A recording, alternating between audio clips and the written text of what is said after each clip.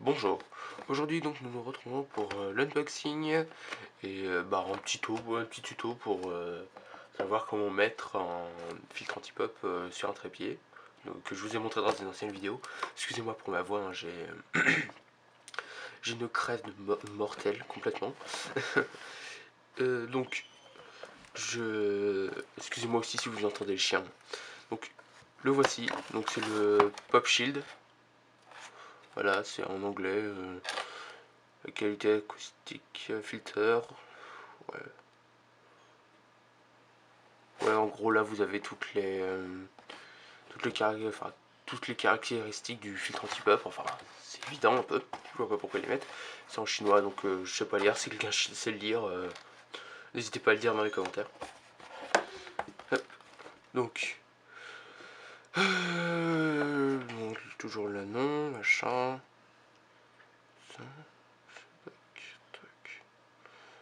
je suppose que là c'est les différents modèles qui existent. Moi j'ai celui-ci, donc le PS1. Donc alors, screen. Bon, c'est pas très intéressant, il n'y a pas grand chose hein, sur la boîte. Donc on va tout de suite l'ouvrir. Hop là. Donc, excusez-moi pour le bruit, ça va faire. Je vais me dépêcher de l'enlever. Hop là. Donc ça c'est un petit sachet pour protéger. Bon, toujours ça. Excusez-moi, je vais m'occuper des chiens. Vous inquiétez pas, je vais pas lui faire de mal, hein, je vais juste le faire sortir de la pièce. Hop là, excusez-moi. Il voulait sortir. Donc voici le filtre, hein, il est tout bête. Tout bête. Donc ça c'est la petite fixation pour l'accrocher, hein, ça se serre. Je vais vous montrer ça un peu plus tard. Hop. Donc c'est sur un genre de bras. On peut en faire ce qu'on veut en fait. C'est marrant, c'est pas mal ça. J'aime bien ces bras là. Hop. Donc ici, bon, c'est un filtre anti-pop tout con. Hein. Je suis pas non plus un expert en son. Mais bon, à mon avis, c'est juste histoire d'éviter tout ce qui est souffle et les pop. Donc ce qu'on appelle pop, enfin c'est des sons un peu parasites, un peu désagréables avec les P, les B, ou alors c'est aussi pour éviter les petits souffles qu'on a de temps en temps dans un micro. C'est assez désagréable à entendre.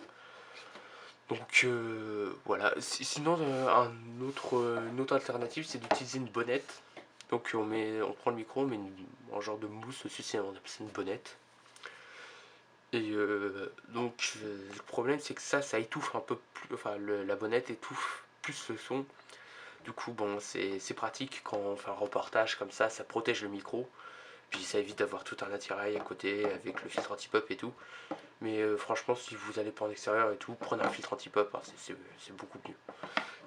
Enfin beaucoup mieux. C'est une meilleure qualité ce soir. Donc voilà, hop. Donc pour l'installer, j'ai ici le petit trépied que je vous ai présenté dans une ancienne vidéo. Hein. Hop, j'ai juste enlevé ça. Ça en fait c'est un truc qui se visse ici, c'est pour mettre un micro à main. Voilà. Donc vous prenez le filtre anti-pop, vous prenez la fixation.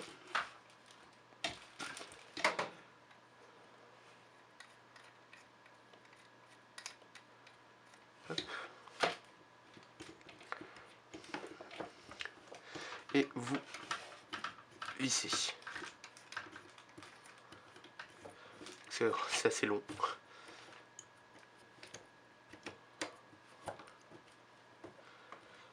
Hop.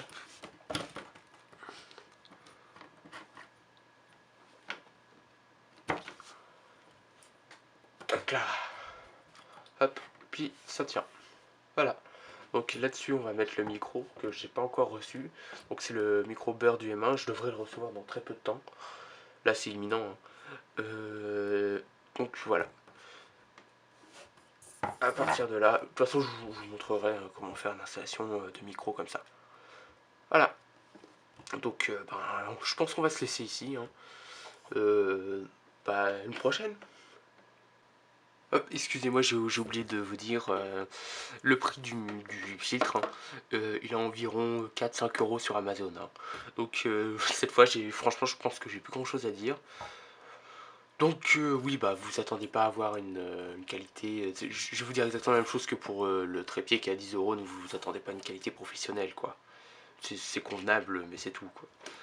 Donc je pense que j'ai plus rien à dire. Cette fois, vraiment, là, je pense que j'ai plus rien à dire.